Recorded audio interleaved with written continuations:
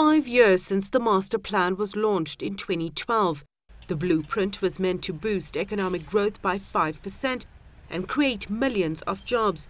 Instead, unemployment has risen to 28% and economic growth is floundering around 1/3%. NDP never took off, really, because the very champion who ought to have led the drumbeat for it was not involved in its making and was indifferent after it was in place. The NDP is a comprehensive document detailing strategy to address the imbalances of the past and improve the lives of all South Africans. But experts say the plan is based on 5 to 6% growth. One of the big problems with NDP is that when they talk competition, they only ever focused on sectors where they felt government had a monopoly. Meaning it was a way of introducing background privatization to say, you know what, we're going to talk about competition in the economy. We're not going to talk about the fact that there's collusion, there's cartels, there's cartel behavior. We have got, 6 banks.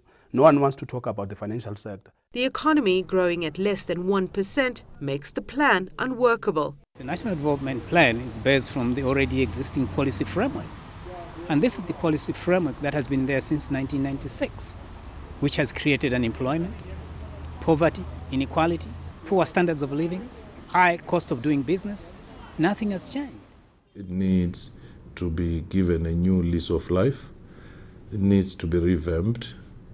And some new macroeconomic policies need to be dealt with in the context of this demand for a speedier transformation, a need for a growing economy that produces employment. Analysts often praise the ANC for its strong policy, but they're equally critical of the party's lack of implementation and follow-through. We need to revisit this document. It is failing us.